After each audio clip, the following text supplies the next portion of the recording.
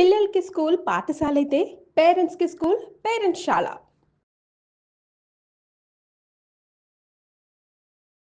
వాగర్థావివ సంపృక్తౌ వాగర్థ ప్రతిపత్తయే జగతః పితరౌ వందే పార్వతీ పరమేశ్వరౌ.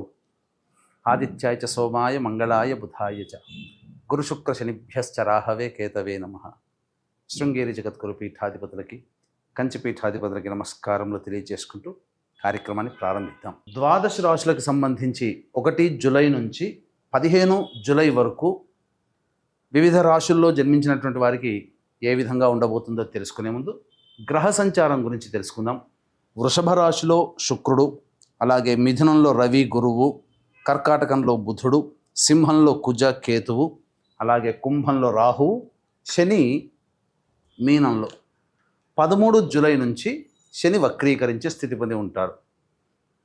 అయితే ప్రధానంగా గమనించుకున్నట్లయితే చాలామంది ప్రేక్షకుల్లో ఉన్నటువంటి చాలా సందేహాలు, కొన్ని చెప్పినటువంటి విషయాల్లో కొన్ని మాకు ఫలితాలు సరిపోవట్లేవు అని అంటున్నారు. అంటే దీని అర్థము చాలామంది చూసుకునేటువంటిది సన్ జొడాయిక్ సైన్ ద్వారా చూసుకుంటున్నారు.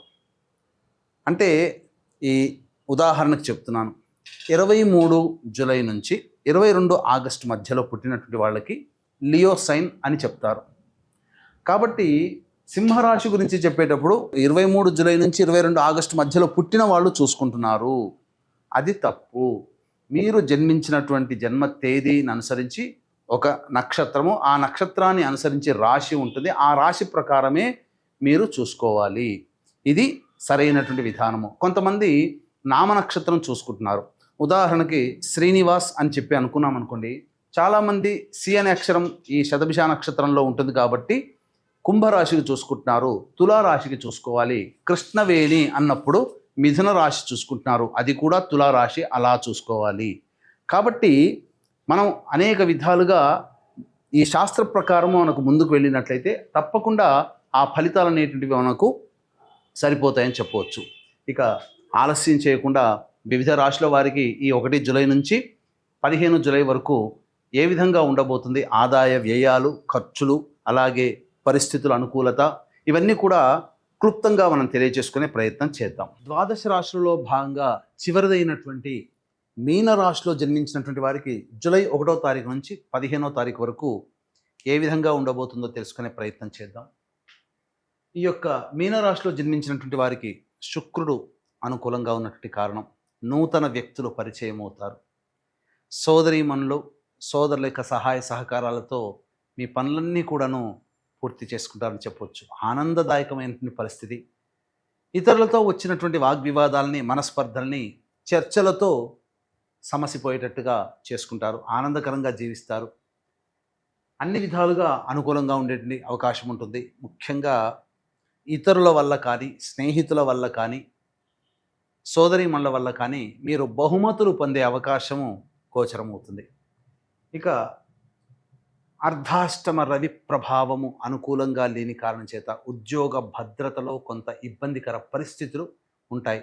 చేస్తున్నటువంటి వృత్తి వ్యాపారాల్లో జాగ్రత్తతో వ్యవహరించాలి, లేకపోతే ధన నష్టము, వస్తు నష్టము జరిగే అవకాశము గోచరమవుతుంది.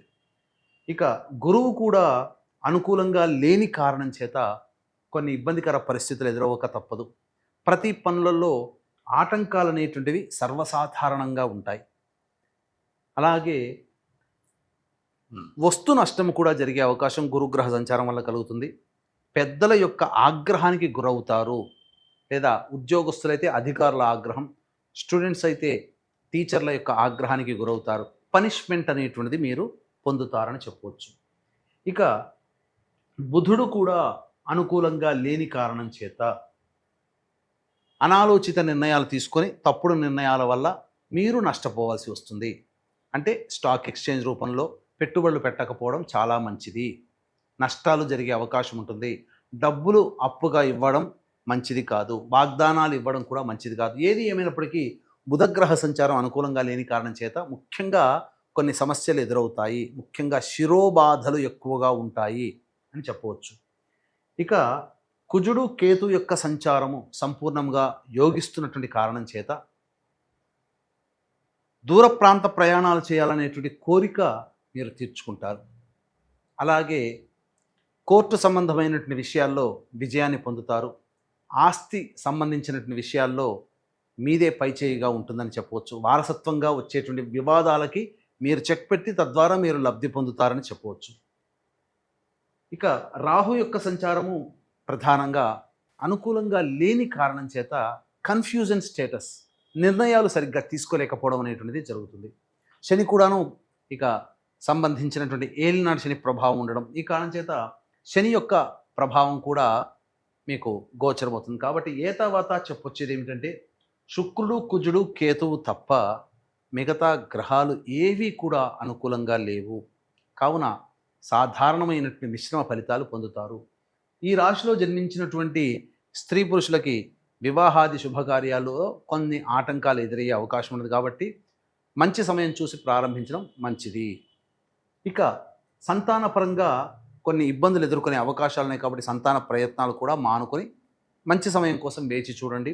ఆల్రెడీ గర్భధారణ జరిగినటువంటి స్త్రీలకి జాగ్రత్తలు పాటించాలి. వైద్యుని యొక్క సలహాలు తప్పకుండా తీసుకోవాలి. అలాగే ఇక విద్యార్థులు బాగా కష్టపడితే తప్ప విద్యలో రాణించలేరు. అనుకున్నది ఒకటి, జరిగేది ఒకటిగా ఉంటుంది. విదేశీయానం, విదేశీ విద్యకు సంబంధించి ప్రయత్నాల్లో ఆటంకాలు ఎదురవుతాయి. కాబట్టి దైవానుగ్రహాన్ని పొందే ప్రయత్నం చేయండి. ఇక ఈ యొక్క మీనరాశిలో జన్మించినటువంటి స్త్రీలకి గౌరవ మర్యాదలకి లోటు ఉండదు. ఎప్పటి వలనే ఇంతకుముందు వలనే కూడా అనుకూలంగా ఉంటారు. అందరూ కూడా సహాయ సహకారాలు అందిస్తారు. కానీ మీ ద్వారా ఎక్కువగా లబ్ధిని ఆశిస్తారు. మీరు పొందేది 10% అయితే మీ నుంచి వెళ్ళేది 90%గా ఉంటుంది. కాబట్టి డబ్బు విషయాల్లో, అలాగే వాగ్దానాలు విషయాల్లో మీరు జాగ్రత్త పాటించండి. శారీరక శ్రమ, మానసిక ఒత్తిడి ఈ రాశిలో జన్మించినటువంటి మహిళలకి అధికంగా ఉంటుంది. కావున జాగ్రత్తలు పాటించాలి. శిరో సంబంధమైనటువంటి ఇబ్బందులు ఎదుర్కొనే అవకాశం ఉంటుంది. ఏ తర్వాత చెప్పొచ్చేది ఏమిటంటే ఈ యొక్క రాశిలో జన్మించినటువంటి వాళ్ళకి మిశ్రమమైనటువంటి ఫలితాలే కలుగుతాయి. అయితే ప్రధానంగా దైవానుగ్రహం తప్పనిసరి. కాబట్టి ఇట్టి దైవానుగ్రహం మీన రాశితో పాటు జన్మించిన అన్ని రాశుల్లో జన్మించినటువంటి వారికి అందించాలనేటువంటి ఒక సదుద్దేశంతో వారాహి నవరాత్రుల సందర్భంగా మీ జాతకరీత్యా కలుగు విద్య, వివాహ, ఉద్యోగ, దాంపత్య, అనారోగ్య సమస్యలు, శత్రు సమస్యలు, కోర్టు సమస్యలు, ధనపరమైనటువంటి సమస్యలు, అలాగే గృహపరమైనటువంటి సమస్యల నివారణకి 9 రకాల వారాహి దేవతల హోమాలతో పాటుగా మేష, మిథున, కర్కాటక, సింహ, కన్య, వృశ్చిక, ధనస్సు, కుంభ, మీన రాశుల్లో జన్మించినటువంటి వారికి శనిదోష పరిహారార్థమై శనిదోష నివారణ పూజలు, హోమాలు అనేటివి జూలై 5 దశమి స్వాతి నక్షత్రం కలిసినటువంటి అద్భుతమైనటువంటి రోజున సాయంత్రం 7 గంటలకి కార్యక్రమం ప్రారంభమవుతుంది. జూలై 5 సాయంత్రం 5 గంటల లోపల మీ గోత్రనామాలు నమోదు చేసుకోవచ్చు. ఈ కార్యక్రమంలో నమోదు చేసుకున్నటువంటి వారికి శక్తిపాతము చేసినటువంటి శంకరుంగలి మాలని ఇవ్వడం జరుగుతుంది. ఇక జూలై 1వ తారీఖు నుంచి 15వ తారీఖు వరకు దైనందిన కార్యక్రమాల్లో మంచి, చెడు, ఆదాయం, వ్యయం ఎలా ఉంటుందో తెలుసుకునే ప్రయత్నం చేద్దాం. 1, 2, 3 తేదీలలో సహాయ సహకారాలు అందడం ద్వారా మీ పనులన్నీ కూడా చక్కబెట్టుకుంటారు.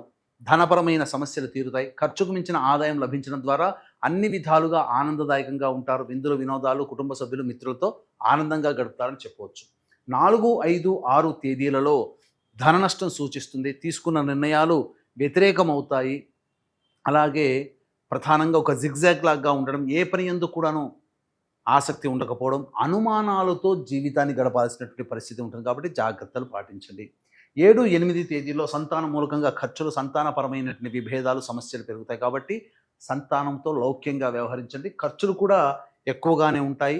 ఆస్తిపాస్తులకు సంబంధించినటువంటి పంపకాల విషయాల్లో లేదా ఆస్తులకి, వారసత్వ ఆస్తులకు సంబంధించిన విషయాల్లో కొంత గందరగోళ వాతావరణం ఉంటుందని చెప్పవచ్చు.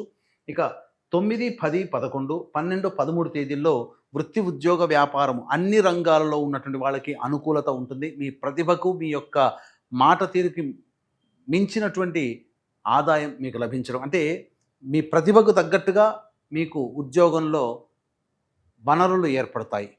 అలాగే వృత్తి ఉద్యోగాల్లో మీకు మంచి అవకాశాలు లభిస్తాయని చెప్పవచ్చు. అన్ని విధాలుగా అనుకూలంగా ఉండేటువంటి సమయం. ఖర్చుకు మించిన ఆదాయం కూడా లభిస్తుంది. రాని బాకీలు కూడా వసూలు అవుతాయని చెప్పవచ్చు. ఇక 14, 15 తేదీల్లో మానసిక ప్రవర్తనతో ఆందోళనగా ఉంటారు. చికాకులు ఉంటాయి, జిగ్జాగ్ లాగా ఉంటుంది, భోజనం సరిగ్గా ఉండదు, నిద్ర పట్టకపోవడము, పీడకలలు రావడము, ఖర్చులు అధికంగా ఉండడము, ఏ పని చేయాలన్నా ఆటంకాలు అనేటువంటి ఎదురవుతుంటాయి. కాబట్టి జాగ్రత్తలు పాటించండి.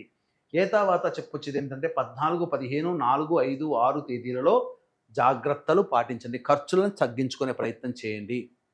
ఏది ఏమైనప్పటికీ కూడాను ఈ యొక్క మీనరాశిలో జన్మించినటువంటి వారికి దైవానుగ్రహం తప్పనిసరి. కాబట్టి ఇది దైవానుగ్రహం అందరికీ ఉండాలనే సదుద్దేశంతో ఈ వచ్చేటువంటి సమస్యల పరిష్కారానికి ప్రతిరోజు కూడాను కాళీ కవచము, కాల భైరవాష్టకము రోజుకి 3 సార్లు పఠించండి.